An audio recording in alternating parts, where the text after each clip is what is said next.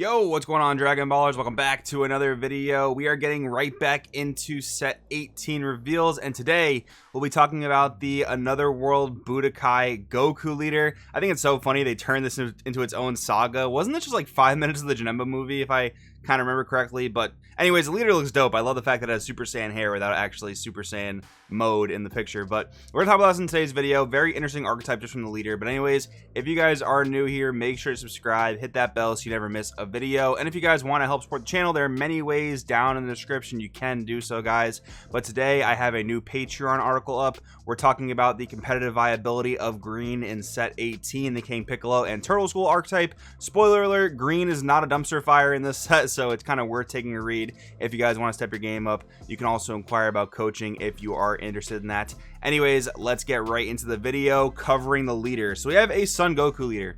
So what's really interesting about just the fact that he's a Goku leader is that now with the Z Awakened mechanic, you have to just be aware of every single Goku Z leader in the game that can evolve over a plain Jane Goku leader. Obviously, you got to take a look at like if it's a Goku GT or a Goku BR, stuff like that. But yeah, since he's just a plain Jane Son Goku leader, take a look at any blue leader that has a Z leader for it. That's kind of cool there. But anyways, Goku permanent. You can't include black battle cards in your deck. Kind of makes sense given the next activate main. Once per turn, discard 3 blue Another World Budokai cards from your hand and draw 3 cards. It's also interesting that the permanent exists here because there's a lot of actually warp manipulation, which you don't really see in non-black decks. Pretty cool mechanic there, but also again makes sense that you can't include black battle cards. So you couldn't theoretically play like Supreme Kai of Time SCR or Pan, but I mean in blue you'd never want to do that. You want to play Baby Hatch, basically. That's all you ever want to play is a secret rare. But anyways, Awaken, realize 4 or less, or there are 3 or more Angel Halo in your drop area. You may draw 1 card, untap an energy, and add cards from life to hand until you have 6 left. Then on the other side we have Goku, Another World Fighter. Auto, discard 1 card from your hand. When this card attacks, draw 1 card. Again, there's a lot of drop and warp manipulation, so even though you're discarding a card on swing, it's not necessarily the end of the world. And notice too, like that auto and the Unawakened leader's activate main, they're not hard +1s, they're net evens, like discard 3, draw 3, which is a crazy cycle. Don't get me wrong, like digging 3 cards in your deck is kind of insane.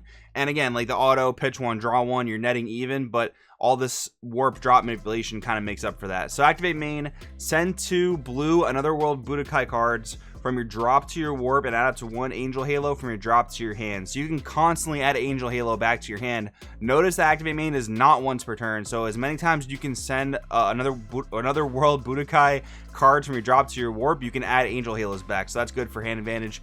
Activate battle once per turn. Use up to 2 blue Another World Budokai cards with 5k combo from your warp and a combo, and they get minus 3k and have their skills negated for the turn.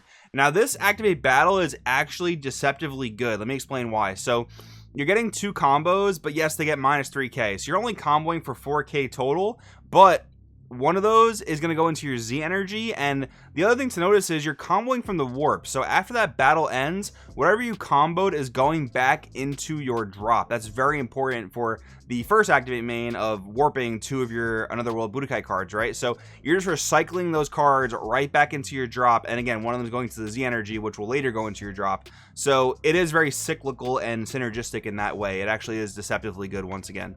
But anyways, let's check out more of the main deck stuff if the leader isn't convincing you enough. So Angel Halo, we have a 0 cost extra card. This kind of helps the whole deck run, so it's important to know. Activate battle limit 1, choose one of your leaders or battle cards and gets plus 1k for the battle. Additionally, if you have a mono blue Z battle card in play, the chosen card gets plus 4k for the battle.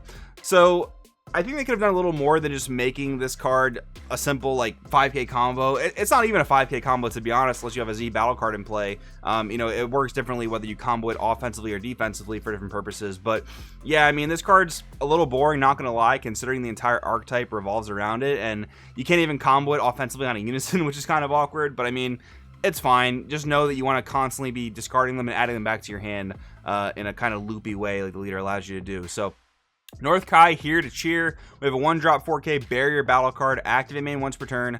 Place up to 1 Angel Halo from your deck to your drop, then shuffle your deck, and then activate main, pay 1, choose 1, look through your life, place up to 1 Angel Halo from it in your drop. If you place a card in your drop add 1 card from the top of your deck to your life, then shuffle your life. So you don't have the downside of being a wish leader, where if your angel halos get stuck in your life, you just lose that life essentially. That's pretty good there. I wonder if they'll start doing that with wish leaders. That'd be kind of interesting. But anyways, you can also just place an angel halo from your deck in your drop, then shuffle your deck. So for the 1 energy play, you're getting 1 to your drop every single turn, especially since this guy has barrier. That's very, very good for the archetype. And then again, pay 1, find the remaining angel halos that you need. What's cool is you only ever need like 1 copy of this card in your hand at a time. It's not like a 1-drop you have to draw multiple of to get your engine going. I do like that a lot about the card.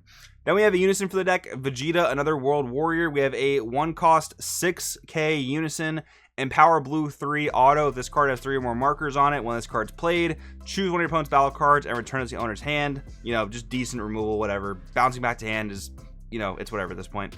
Activate main +1, draw a card and place a card from your hand at the bottom of your deck. Activate main -4, choose one of your opponent's battle cards and place it at the bottom of the owner's deck.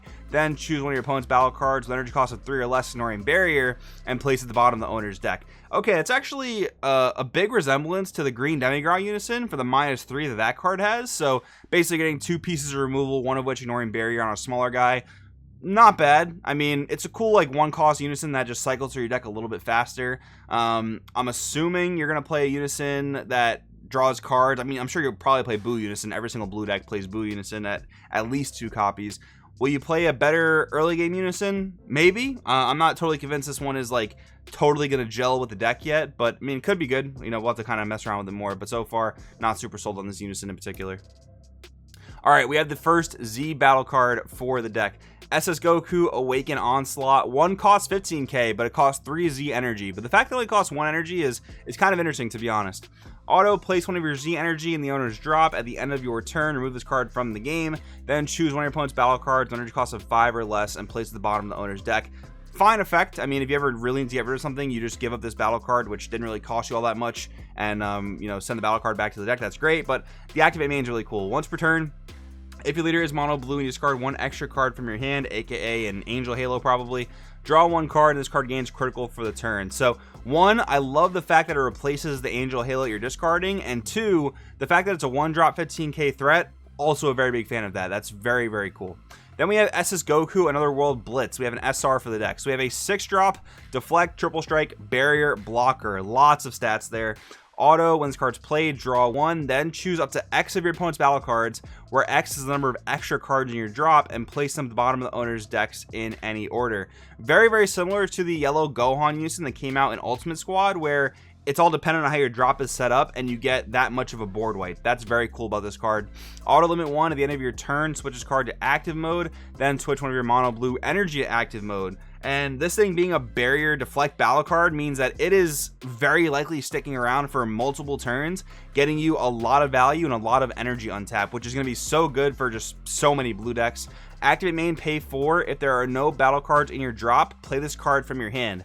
This is going to be so easy to do in blue decks, especially in slower grindier matchups where not much happens in the first several turns. But even then, like if you have to combo a battle card here and there early on, you're just going to charge it into your Z energy and there's going to be no battle cards in your drop. So this is going to be live for like every blue deck as far as I can imagine. Like I really think this is going to be a brand new blue staple that most blue decks are going to play. I can see this being very, very good in SS for Vegeta. I can see this being very good in even like Blue Baby potentially. I mean, I'll have to defer to Mike on that one. I'm not a professional Blue Baby player, but it just seems so good in blue decks. Like this card just really doesn't seem to have a downside. And even in Blue Baby, like you'll have that drop area requirement set up of like having a lot of extra cards in there. So that just seems really good in my opinion. Anyways, next up we have another SR. We have Goku versus Pikkon Dead Heat. 4-drop 15k, deflect, dual attack. When this card attacks, choose 1 mono blue battle card with 5k combo power in your drop and use it in a combo with skills negated for the turn, and then choose up to one of your opponent's battle cards and place it at the bottom of the owner's deck. So that being a not once per turn auto and this thing having dual attack means you can charge at minimum, or I guess I should say at maximum, 2 Z energy per one of these guys swinging twice, right? That was worded terribly, but you guys get what I mean. This guy swings twice. He basically swings for 20k and he gets charged 2 Z energy, which is great. Auto at the end of your turn, draw 1 card and switch one of your energy to active mode. Activate main, limit 1 for 2 energy. If you have 3 or more energy, and discard 2 mono blue extras from your hand, play this card from your hand and it gains barrier for the turn. So it gets that full protection if you get to play it that way. This card, while being an SR, seems much less generic. It seems like you're going to have to really play it in this Another World Budokai Goku deck, because it's going to be a lot more of a tough sell to like play SS4 Vegeta or Baby and like pitch 2 negates to play this, right? You're probably not going to do that. So this card is probably a lot more archetype locked, but that's fine. I mean, I think Goku Another World Blitz is so generically good that it's perfectly fine for this card, Dead Heat, to be more archetype locked. And then wrapping it up for the Goku deck, we have some archetype cards. We have Majorian, North Galaxy Warrior. We have a 2-drop 5k. Permanent, if there are 2 or more Angel Halos in your drop, reduce energy cost of this card in your hand by 1. Auto, when this card's played, draw a card, and then place it to 1 Another World Budokai card from your warp in your drop. So you're recycling those battle cards back to your drop to then warp them again with your leader, which is good. Activate main, limit 1. If your leader is a blue Another World Budokai card, and you send this card to its owner's warp, discard 1 Angel Halo from your hand, add up to 1 blue Another World Budokai card with energy cost between 3 and 7 from your warp to your hand. So a free way to get any of the cards you're missing. That's definitely solid. Then we have Olibu, North Galaxy Warrior. We have auto, discard 1 blue Another World Budokai card from your hand. When this card's played, draw 1, then choose one of your opponent's battle cards and return it to the owner's hand. Activate main, limit 1, discard an Angel Halo and play this card from your warp. Okay, that's giving me Vegex vibes. Play this card from your warp. That is definitely kind of solid. Or I guess like SSG Trunks vibes too. The fact that you just like don't have to have this card in your hand, you can freely pitch it and then, you know, use your leader to warp it and whatnot and then play it. That's definitely a solid resource. Then we have Sarda, North Galaxy Warrior, 3-drop 15k counterattack. Permanent, if it's your opponent's turn and 2 or more Angel Halos are in your drop, reduce energy cost of this card in your hand by 2. So 1-drop 15k negate. Auto, if your leader's a blue Another World Budokai card, you discard 1 Angel Halo from your hand. When this card's played, your opponent can't attack with battle cards with energy cost of 5 or less for the turn unless they place 1 card from their hand at the bottom of their deck each time. So a very, very specific floodgate in that it only hits low-costed battle cards. So various boss monsters are getting around this thing, which I think is totally fine. I mean, basically being a 1 cost that almost doesn't really have a discard cost because of how easy it is to add Angel Halos back to your hand. That seems perfectly fine. I actually like this floodgate a lot because it's not just a blanket punisher to all attackers in the game, right? I do like the fact that it's low cost, but it's targeted only towards certain things. So that is pretty much all the cards in the Goku archetype. Now that we've talked about all those, we do have to compare it to the very powerful blue decks of the current format, which is Gamma, and then to a little bit of a lesser extent, SS4 Vegeta and Baby. Baby, I think we can eliminate the conversation immediately because Baby's a true and try control deck, and this doesn't seem to be that. This seems to be much more of a mid-range blue deck. I think SS4 Vegeta definitely teeters more towards control, but it's a bit mid-rangey in its application. And then, of course, Gamma is just like a complete mid-range deck that can kind of teeter towards aggro and can kind of teeter towards control when it needs to. So in relation to that, is this doing things that are as powerful as Gamma's doing? I don't really think so. I mean, Gamma still gets all the 1-drop threats that it wants. The 2-drop dual attackers, the 4-drop cell is insane. This deck, I mean, Another World Blitz Goku is a very, very strong card, but I don't necessarily think it has the same impact that 4-drop cell has. So for the same amount of energy, I think Gamma kind of edges it out. And then all the energy getting back for free as Gamma just seems to be a little bit better than this deck in my opinion. And I mean, with Dragon Ball Superhero coming out, I can only expect Gamma to get more and more support. There's even a Z battle card that's going to be great in Gamma. We'll probably talk about it in the PyCon video, but comparing that to SS4 Vegeta, I mean, we know SS4 Vegeta is even getting support in the anniversary box. So is Another World Budokai Goku going to edge out SS4?